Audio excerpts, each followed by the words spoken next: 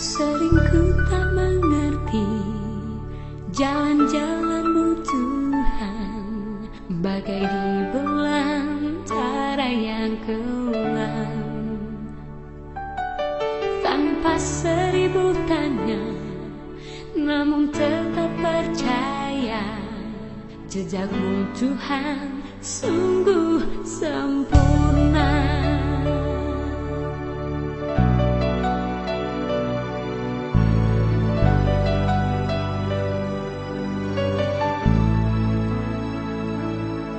Sering ku tak mengerti jalan-jalan-Mu Tuhan, bagai di belantara yang kelam.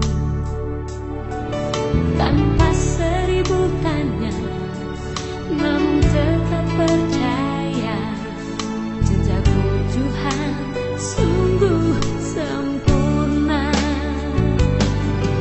Ajarku memahami semua yang Kau ingini, agar hidupku puaskan hati-Mu. Bagimu aku rela sepenuh hati menghamba, serahkan diri genapi karya-Mu.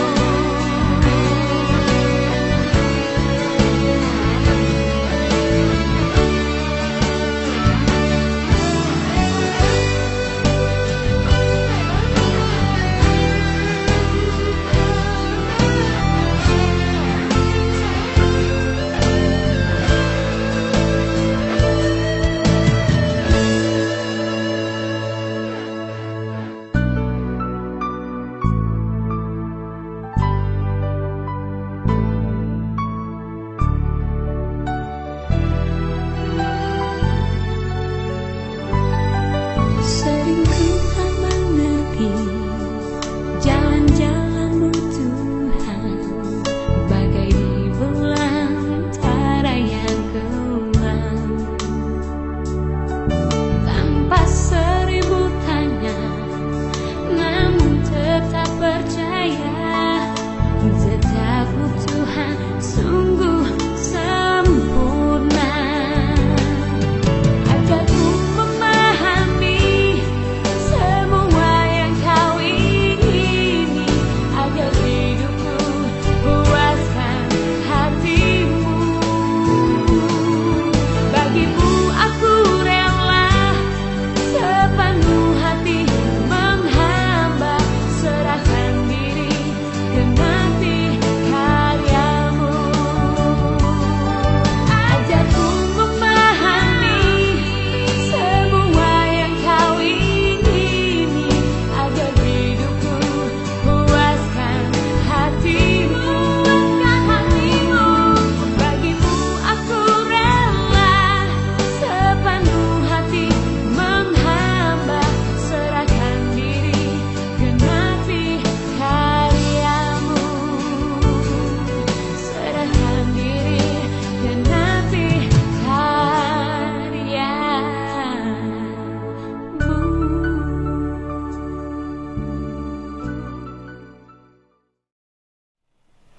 Shalom, selamat pagi Bapak Ibu, Saudara-saudara Jemaat Tuhan yang terkasih, yang setia mengikuti Sapaan Teduh GBKP Klasis Jakarta Kalimantan.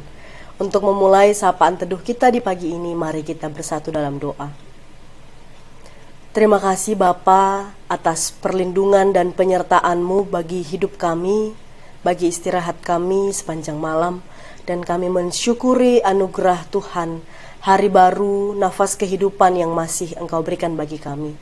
Kami akan mendengarkan sedikit dari firman-Mu, biarlah ini boleh menjadi penerang dalam kehidupan kami. Roh Kudus-Mu kiranya menolong kami memahami sabda-Mu. Di dalam nama Yesus kami berdoa. Amin. Yesaya 49 ayat yang ke-26. Aku akan memaksa orang-orang yang menindas engkau memakan dagingnya sendiri, dan mereka akan mabuk minum darahnya sendiri, seperti orang mabuk minum anggur baru. supaya seluruh umat manusia mengetahui bahwa Aku Tuhan adalah juru selamatmu dan penebusmu yang maha kuat, Allah Yakub. Satu ayat ini yang menjadi perenungan kita. Bapak Ibu saudara-saudara yang terkasih, pernahkah kita melihat seekor lebah yang tidak sengaja terjatuh ke dalam segelas minuman yang sedang terletak di atas meja? Jika kita perhatikan, lebah yang terjatuh itu, dia tidak pernah bisa terbang kembali. Sebab lebah itu hanya akan berputar-putar di minuman yang ada dalam gelas itu sampai akhirnya dia mati. Kenapa? Karena ternyata lebah itu tidak pernah melihat jalan keluar ke atas. Dia sibuk mencari jalan keluar hanya dari sisi-sisi gelas itu, sehingga dia terus berputar sampai akhirnya mati. Demikianlah gambaran orang yang begitu fokus kepada masalah, melihat hanya di sekeliling tapi lupa melihat ke atas. Bapak Ibu Saudara, orang-orang yang menerima nubuatan Nabi Yesaya, yaitu suku Yehuda, juga mengalami terlalu banyak permasalahan, sangat banyak hal-hal berat yang mereka hadapi karena mereka sedang ada dalam pembuangan. Dan karena itu mereka sampai merasa Tuhan telah meninggalkan dan melupakan mereka. Jadi bagian dari bacaan kita ini adalah janji bahwa Sion akan dipulihkan. Ini sebuah pesan yang meyakinkan bahwa umat yang tertindas itu bukan karena Tuhan meninggalkan, bukan karena Tuhan melupakan. Ada jaminan yang diberikan bahwa situasi akan dibalikkan. Memang kita membaca ayat 26 ini ada banyak unsur kekerasan, tetapi mari kita fokus kepada supaya seluruh umat manusia mengetahui bahwa Aku Tuhan adalah juru selamatmu dan penebusmu yang maha kuat, Allah Yakub. Ini yang mau menjadi penekanan janji kepada orang-orang yang saat itu sedang dalam buangan, orang-orang yang dihimpit oleh permasalahan. Dijamini, bukan hanya mereka tapi semua orang, semua manusia akan tahu. Terlebih-lebih umat Tuhan sendiri, ya, dijamin kembali, jangan merasa ditinggalkan, jangan merasa dilupakan, karena Tuhan selalu mengingat umatnya, selalu bisa membuat situasi berbalik. Orang yang menindas akan diterbalikkan situasinya, dan bangsa Tuhan akan ditinggikan. Tapi bukan untuk bangsa itu sendiri, itu akan menjadi bukti agar seluruh umat manusia tahu siapa Tuhan. Bapak Ibu Saudara yang terkasih, bukankah kita pun pernah berpikir di tengah banyaknya pergumulan, jangan-jangan Tuhan tidak mendengarkan doa. Begini lamanya kita berhadapan dengan pandemi virus corona. Apakah pernah kita bertanya, kita sudah berdoa bertahun-tahun, kenapa Tuhan tidak menghilangkan saja virus corona? Kenapa harus selama ini pandemi? Ya, mungkin ada yang sudah ragu, mungkin ada yang apakah Tuhan mendengarkan. Tetapi firman Tuhan hari ini menjawab keraguan-raguan. Kalau keraguan itu ada dalam diri kita, bahwa Tuhan selalu hadir, Tuhan selalu mendengarkan doa-doa kita. Tapi kenapa kita pernah meragukan? Karena manusia kita sering mengandalkan pikiran sendiri. Kita maunya kehendak kita yang jadi.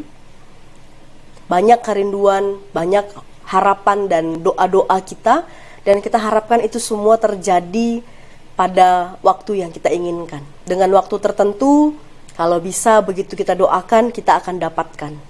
Tetapi ya, kalau kita baca, ini judul perikop adalah Sion dipulihkan. Pada Yesaya 49 ayat 8 ada kata-kata, pada waktu aku berkenan, aku akan menjawab engkau. Jadi ini jaminannya. Tuhan akan menyelamatkan, membuat kita mendapatkan yang kita inginkan, tapi pada waktu Ia berkenan. Jadi ini tentang perkenanan Tuhan dan waktunya Tuhan. Inilah yang menjadi prinsip hidup kita. Apakah ada permohonan, kita akan menerimanya ketika Tuhan berkenan, dan ketika itu sudah waktunya Tuhan, maka kita akan terima itu.